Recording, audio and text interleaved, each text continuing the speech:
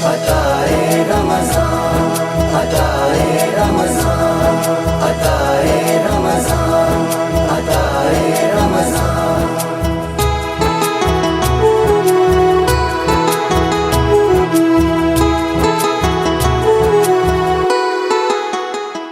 Welcome back ناظرین، ایک مرتبہ پھر آپ کو عطائے رمضان کی اس ایمان افروز نشریات میں خوش آمدید کہتے ہیں۔ اور وقفے پہ جانے سے پہلے بہت خوبصورت سیگمنٹ خوشبو احسان سے ہم لطف اندوز ہو رہے تھے اور اپنے ایمان اور اپنے یقین کو مزید نکھار رہے تھے، اور یقیناً نبی پاک صلی اللہ علیہ وآلہ وسلم کا ذکر ہے، وہ ذکر خیر ہے جو ہماری دنیا کی زندگی کو بھی روشن کرتا ہے اور ہماری قبر کی زندگی کو بھی روشن کرتا ہے۔ اور ناظرین کرام، اس وقت ہمارا جو سیگمنٹ ہوتا ہے روزانہ ملاحظہ کرتے ہیں علماء کرام کے ساتھ، اور ہم اس میں دین کے جو لازمی رموز ہیں ان پہ بھی بات کرتے ہیں، جو آپ کے سوالات ہم تک پہنچتے ہیں وہ بھی ہم علماء کرام سے گفتگو کرتے ہیں۔ اور آج ناظرین کرام خصوصی طور پر ہم گفتگو کریں گے اسلام اور سائنس پر۔ ناظرین کرام، سائنس اور اسلام ہے کیا، اس کے اوپر بہت گفتگو ہوتی ہے اور بے شمار لوگ اس پر جو ہے اپنی اپنی رائے کا اظہار کرتے ہیں، لیکن حقیقتاً اگر دیکھا جائے کہ سائنس اور اسلام کو اگر ہم دونوں کو سامنے رکھیں تو خدا کی قسم ہم اگر یہ کہیں تو غلط نہ ہوگا کہ سائنس آج بھی محمد کا پتہ پوچھ رہی ہے۔ اس کی وجہ ہے کہ جتنی اس وقت ریسرچ ہو رہی ہے، جتنی اس وقت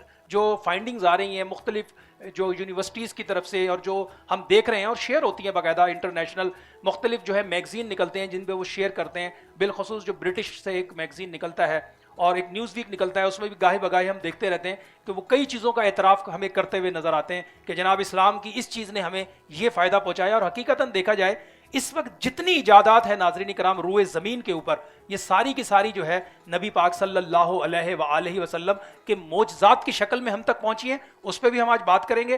اور حقیقتاً دیکھا جائے تو قرآن مجید کا ایک ایک لفظ ناظرین کرام جو ہے وہ اس دنیا کی زندگی کو بھی بتا رہا ہے، اس زندگی کو بھی بتا رہا ہے، اور قبر میں کیا ہوگا اس کے بارے میں بتا رہا ہے۔ آج علماء کرام ہمارے ساتھ موجود ہیں، ماشاءاللہ بہت خوبصورت گفتگو کرتے ہیں، مدلل گفتگو کرتے ہیں، مختلف چینلز پر آپ ان کو سماعت کرتے ہیں اور آج ہماری ٹرانسمیشن کا حصہ ہیں۔ علامہ مولانا زاہد اسلم صاحب، آپ کو خوش آمدید کہتے ہیں ماشاءاللہ سے۔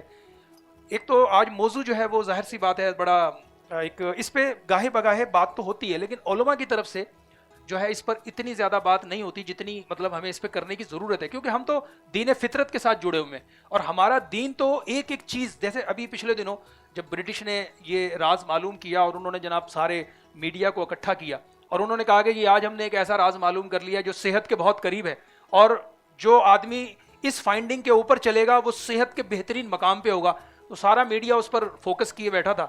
تو وہ یقینی طور پر جب ہم نے وہ ساری چیزیں سنی، آپ یقین کریں اب بھی جب آپ سنیں گے تو آپ بھی کہیں گے یار یہ کیا بات انہوں نے کی۔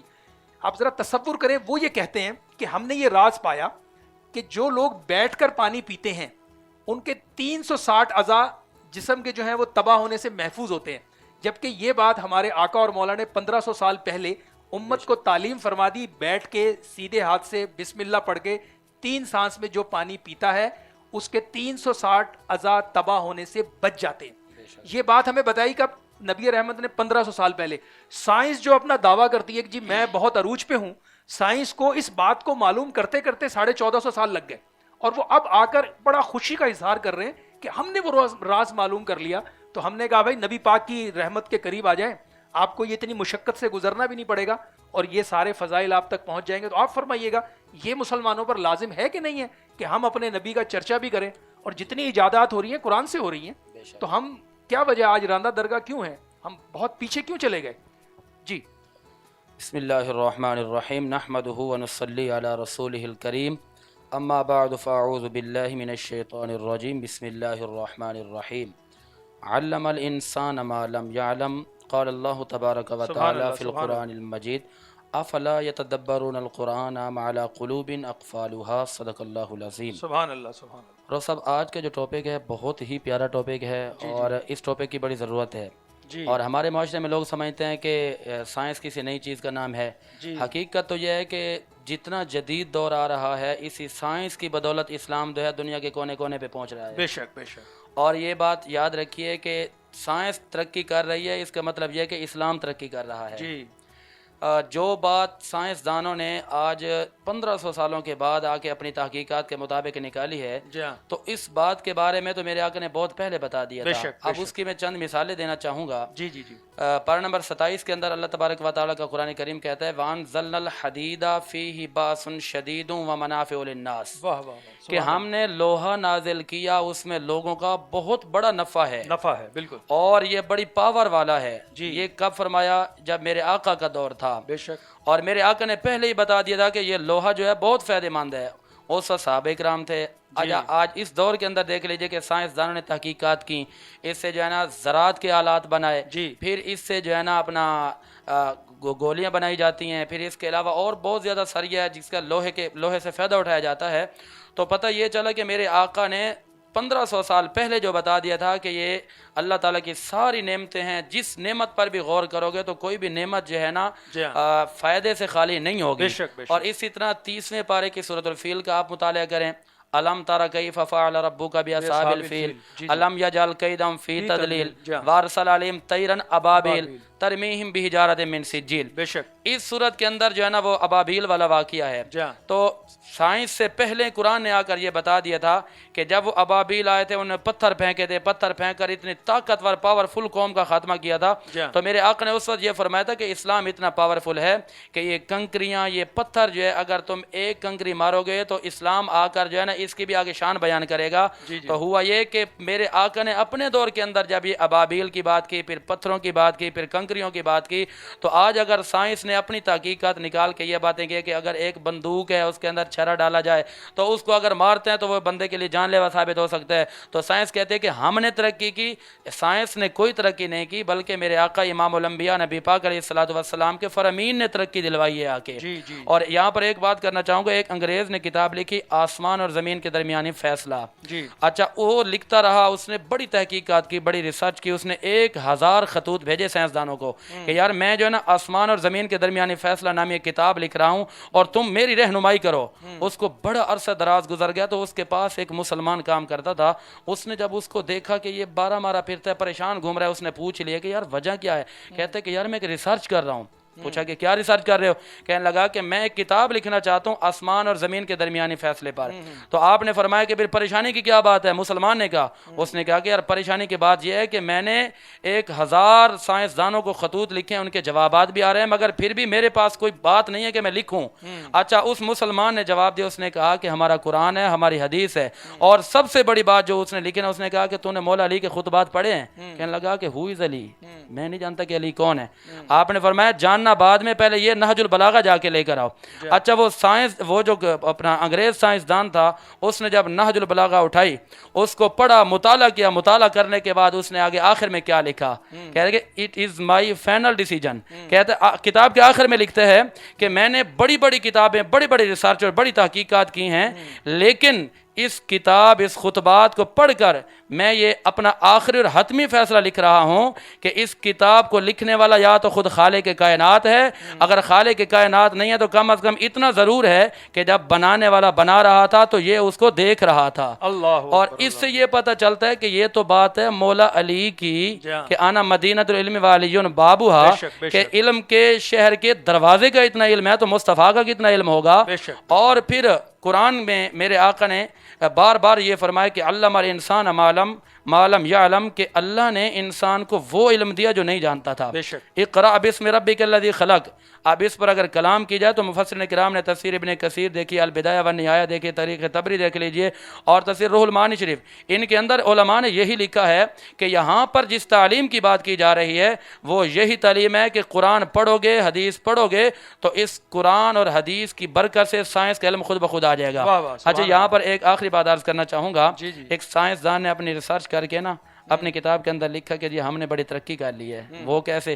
اس نے لکھا کہ ترقی ایسے کر لی کہ سائنسدان جو ہے چاند پر پہنچ گئے ہیں۔ اب عشق والے نے، صوفیہ کرام نے بڑی محبت کی بات لکھی ہے، آپ نے فرمایا کہ پاگلو چاند پر پہنچ گئے ہو، یہ کوئی کمال کی بات ہے؟ تو وہ بڑے حیران ہوئے کہ ہم نے اتنی سائنسی تحقیقات کی ہیں، اتنی ریسرچ کی ہے، اور مسلمان کہہ رہے ہیں کہ اس میں کوئی کمال کی بات ہی نہیں ہے۔ مسلمانوں نے کیا جواب دیا؟ عشق والوں نے آگے بات لکھی ہے کہ اللہ کل کے اندھو، چاند پر پہنچ جانا کمال کی بات نہیں ہے، چاند کو قدموں میں بلا لینا کمال کی بات ہے۔ چاند پر پہنچنا کمال نہیں ہے، بلکہ چاند کو قدموں میں بلا لینا کمال کی بات ہے۔ تو یہ سائنس اور قرآن قرآن کریم نے تو سائنس کے تصورات پہلے ہی بتا دیے تھے. سائنس تو ابھی ترقی کر رہی ہے اور سائنس اگر ترقی کرے تو ہمارے اسلام کو اسے قوت ملے گی. بے شک ناظرین کرام، اور اس پہ جو سوال میں نے مفتی صاحب سے پوچھا ہے وہ وہیں کھڑا ہوا ہے کہ آج ہماری جو یہ علماء کرام اور ہمارے جو ایک مذہبی جو ہمارے رہنما ہیں وہ اتنا پیچھے کیوں ہیں، اتنا نیچے کیوں ہیں؟ تو اس کا جواب یہ ہے، علامہ صاحب تو جواب نہیں دے پا رہے اس بات کا، وہ مجھے دوسری منزل پہ لے جا رہے ہیں. وہ ساری منزلیں ہم نے دیکھی ہوئی ہیں. اصل منزل یہ تھی جس کی طرف اقبال نے آج سے تقریباً 100 سال پہلے اشارہ کر دیا تھا. اقبال نے فرمایا تھا کہ تقدیر کے قاضی کا یہ فتویٰ ہے ازل سے، ہے جرم ضعیفی کی سزا مرگ مفاجات. ناظرین کرام، ہم نے قرآن تو پڑھا، ہم نے حدیث تو پڑھی، لیکن قرآن کو ہم نے صرف عربی پڑھی اور اس کے بعد سر سے لگایا، آنکھوں سے لگایا، چوما اور اوپر رکھ دیا. نہ قرآن کو سمجھا، نہ قرآن کی سمجھنے کی کوشش کی، جبکہ آقا اور مولا ہمارے دو جہانوں کے سردار ہمارے نبی پاک صلی اللہ علیہ وآلہ وسلم نے فرمایا کہ اے ابو ذر، قرآن کی ایک ہی آیت پڑھ اور سمجھ کے پڑھ، یہ 100 نوافل کے پڑھنے سے افضل ہے. وجہ کیا تھی؟ وجہ یہ تھی کہ جب تک ہم قرآن میں غور و فکر نہیں کریں گے، ہم سائنس تو کیا، سائنس کی سین سے بھی واقف نہیں ہو سکتے، کیونکہ یہ سارے خزانے تو ہمارے پاس ہیں لیکن ان خزانوں پر عمل نہیں ہو رہا. آج ہمارا ٹھیک ہے، ہمارے لیے مذہبی طبقہ ہمارے دل کے ساتھ دھڑکتا ہے، بہت قابل احترام ہے، لیکن اس منزل پر بہت بڑی ہم سے بھول بھی ہوئی ہے، غلطی بھی ہوئی ہے اور ہم پیچھے بھی ہیں. لیکن اب میں دیکھ رہا ہوں پاکستان میں بھی بہت سے ایسے مدارس ہیں جو ماشاءاللہ سے سائنس کے اوپر باقاعدہ گفتگو بھی کر رہے ہیں، بچوں کو پڑھا بھی رہے ہیں اور ان کو لے کے بھی آگے جا رہے ہیں.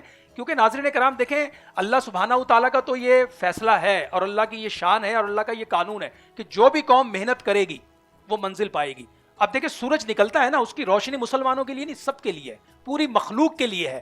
مسلمان اس لیے راندہ درگاہ ہے آج کی دنیا میں کہ وہ اسلام پر تو چلنے کی کوشش نہیں کر رہا، صرف ایک نام ہم نے لیبل لگایا ہوا کہ ہم مسلمان ہیں، لیکن اس کی جو روح ہے ناظرین کرام اس تک ہم نہیں پہنچ پا رہے. اور یہی وجہ ہے، ورنہ آپ بنیاد دیکھیں، جب سائنس کی بنیادی جو چیزیں ہم اٹھاتے ہیں یہ سب مسلمانوں نے ایجاد کی ہیں. یہ ابو علی سینا کون تھے؟ یہ جابر بن حیان کون تھے؟ یہ سارے وہ روشن خیال لوگ تھے ناظرین کرام جنہوں نے سائنس کو متعارف کرایا تھا، سائنس کے اصول ہمیں بتائے تھے.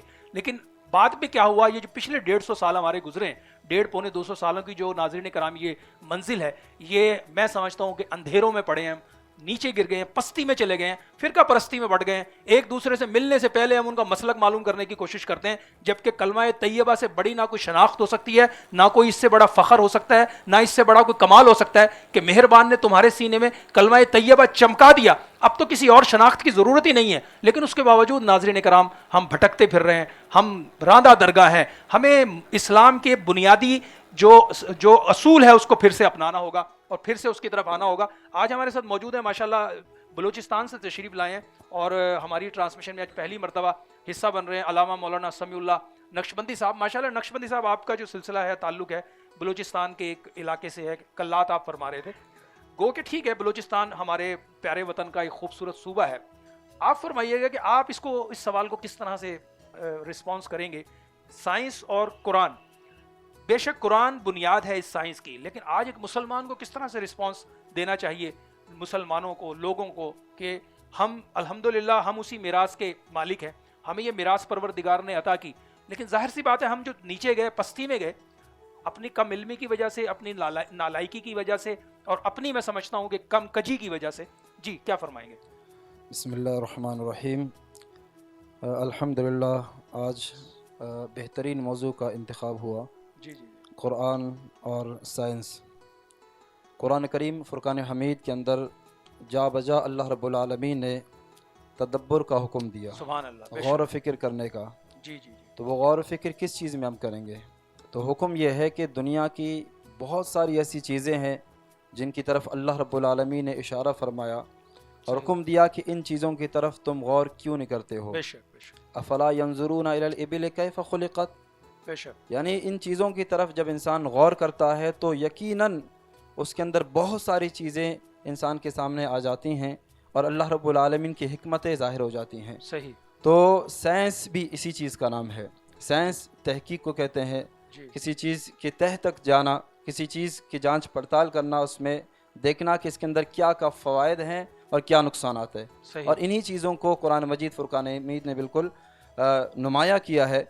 بس ضرورت اس بات کی ہے کہ آج مسلمان صرف اس کو اس کی فضیلتوں کو صرف نہ دیکھیں یا صرف رمضان تک اس کو محدود نہ رکھیں، صحیح، بلکہ سال بھر جب بھی اللہ رب العالمین اس کو موقع عطا فرمائے وہ قرآن کریم کے ذریعے سے اگر غور و فکر اور تدبر کرے گا جی، تو یقیناً بہت ساری چیزوں کو وہ حاصل کر سکے گا۔ صحیح، دیکھیے آپ نے شروع میں ماشاءاللہ ایک مثال دی پانی کے حوالے سے، جی جی جی، بالکل اسی طرح ایک اور مثال بھی آج 1400 سال کے بعد اگر یہ سائنس ان کے ماننے والے افراد یہ کہتے ہیں کہ بھائی سائنس کے ذریعے سے بہت ساری چیزیں ہمیں پتہ چلی ہے اور یہ ایک تحقیق ہے، جی جی، تو سجدے کے حوالے سے دیکھیے قرآن کریم فرقان حمید اور ہمارا یہ مذہب، یہ دین اسلام، یہ ایک بہترین مذہب ہے، بے شک بے شک، اور اس کے اندر یہ حکم ہے کہ اللہ رب العالمین کی بارگاہ میں سجدہ کرو۔ صحیح، حالانکہ عبادت قیام سے بھی ہو سکتی ہے، جی، عبادت دیگر چیزوں سے بھی ہو سکتی ہے، صحیح، لیکن اللہ فرماتا نہیں تم سجدہ کرو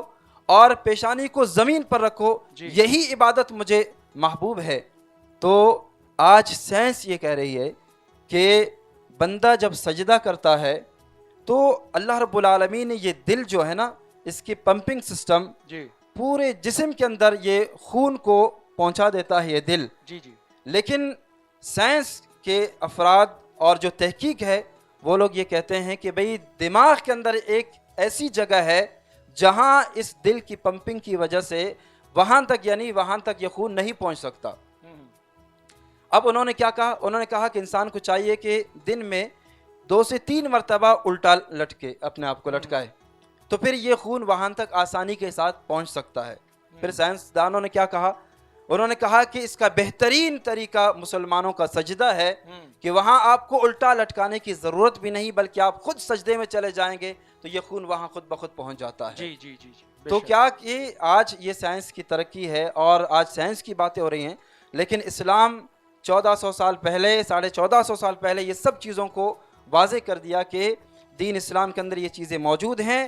اگر مسلمان قرآن کریم کے اندر تدبر کرے، غور و فکر کرے، تو اللہ رب العالمین نے سب چیزیں اس کے اندر رکھ دی ہیں، صرف تدبر کی ضرورت ہے۔ اگر ہم قرآن کریم سے منحرف ہو جائیں گے، قرآن کریم سے منہ موڑیں گے، جس طرح کی سابقہ امتوں کے اندر لوگوں نے کیا کہ انہوں نے اپنی کتابوں کو پیٹھ کے پیچھے پھینک دیا، پیٹھ کے پیچھے پھینکنے سے مطلب کیا ہے کہ انہوں نے عمل نہیں کیا اس پر، اس کے اندر تدبر نہیں کیا، اللہ رب العالمین کے احکامات کی طرف انہوں نے غور نہیں کیا، تو نقصان میں گئے، خسارے میں گئے۔ تو آج ضرورت اس بات کی ہے کہ ہم جو سائنس کی باتیں ہیں بالکل قرآن حدیث کی روشنی میں ہے، اور اسلام کا بھی یہی نقطہ نظر ہے کہ سائنس کی تحقیقات اگر اسلام کے مطابق ہیں تو بالکل ہم اس کو تسلیم کرتے ہیں۔ ہمارے امام اہل سنت الشاہ امام احمد رضا خان فاضل بریلی رحمۃ اللہ علیہ، انہوں نے باقاعدہ اس پر کتابیں تحریر فرمائی۔ جی، ان کا تو بہت بڑا کام ہے، الحمدللہ سائنس پر ان کو بہت بڑا کام ہے، جی ہاں، اور باقاعدہ سائنسدان لوگ آج بھی جی، ان کی ان تصانیف سے فائدہ اٹھا رہے ہیں۔ جی ہاں، تو کیا ہے کہ یہ جو انہوں نے ڈایاگرام کا نظام ہے، یہ جو ساری میتھ کا پورا ہے، یہ سب اعلیٰ حضرت کا دیا ہوا ہے، امام احمد رضا القادری، اور انہوں نے تو سائنس پر ناظرین کرام وہ کمال کام کر کے گئے ہیں۔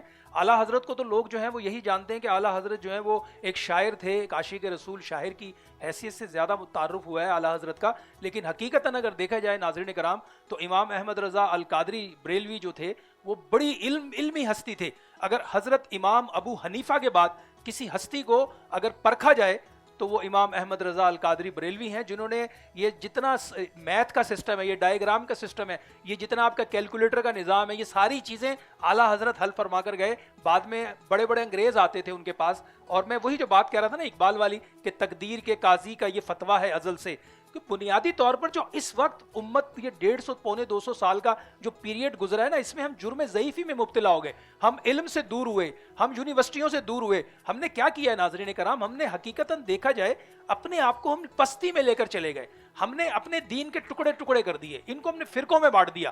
آج ہماری مسجدوں کے باہر بھی باقاعدہ لکھ دیتے ہیں یہ فلاں کی ہے۔ ارے بھائی، مسجدیں اللہ کا گھر ہیں، اس پہ کیا آپ لوگوں کو ضرورت پڑی تھی کہ یہ فلاں کی ہے، یہ فلاں کی ہے؟ سب اللہ کے گھر ہیں، جس مسجد میں چاہیں آپ جا کے نماز پڑھ لیں۔ لیکن ہماری سوسائٹی میں اس طرح کے کام ہوئے ہیں جن کو درست کرنے کی ضرورت ہے۔ سب سے بڑی چیز عشق رسول ہے، جس کے پاس ہے وہ خوش بختوں میں سے ہے۔ جو دین کے ٹکڑے کرے گا، دین کے اندر نئی نئی چیزیں ایجاد کر کے اور دین کو तोड़ने की कोशिश करेगा तो फिर कुरान मजीद में उसके लिए फैसला आ गया है और वो रांदा दरगाह कर दिए गए। और हमें तो सबको कहा गया है नाज़रीन कराम कि और अल्लाह की रस्सी को मजबूती से थामे रखो और तफरके में नहीं पड़ो। आज जो साइंस पर जो ये सारी जो जितनी भी इजादात हो रही हैं, आज अगर वो गोरे इजाद कर रहे हैं ना, तो नाज़रीन कराम इसको भी समझ लीजिए कि गोरों ने तो इजाद की है, बुनियाद मुसलमानों ने रखी है। हज़रत जाबिर बिन यान कौन थे? हज़रत बैरूनी कौन थे? अबू अली सीना कौन थे?